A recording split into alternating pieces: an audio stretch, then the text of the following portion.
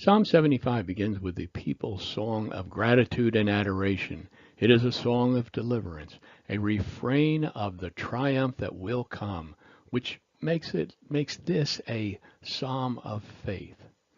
Verse 1 of 75 reads, "We give thanks to you, God. We give thanks to you, for your name is near. People tell about your wonderful works." The gratitude and adoration begins where the believing community asserts that in spite of the physical, moral, and social turmoil, God never loses control of the universe.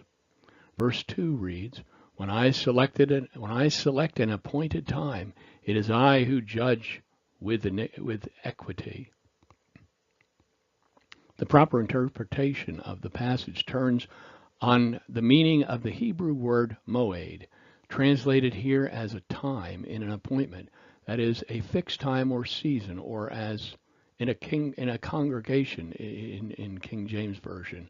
This is generally believed to be the voice of God, who will, when he accepts his appointed people, moed, he will mount the judgment seat and avenge their cause in righteous judgment in his time.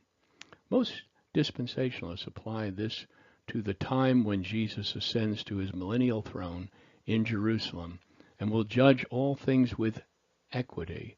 We read in Jeremiah about a time still in our future when both Judah and Israel will come together as the reconvened remnant of the Jewish people.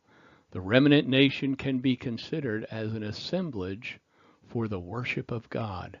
Jeremiah 3:17 and 18.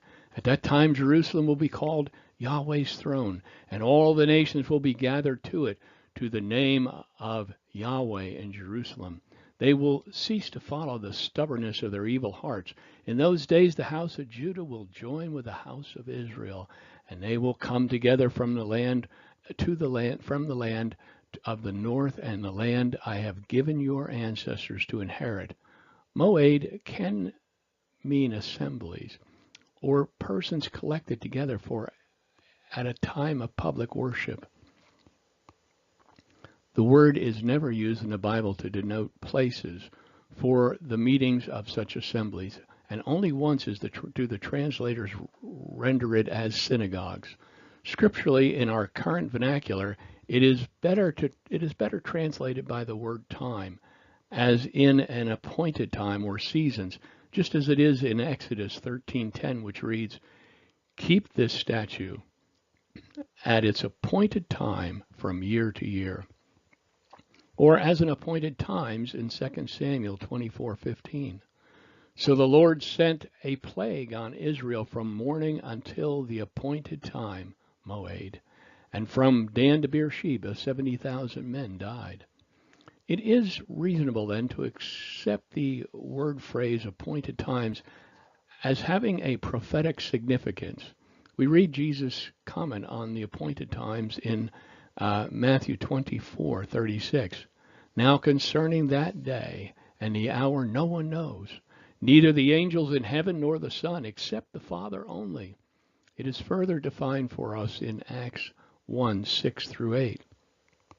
So when they had come together, they asked him, "Lord, are you restoring the kingdom of Israel at this time?"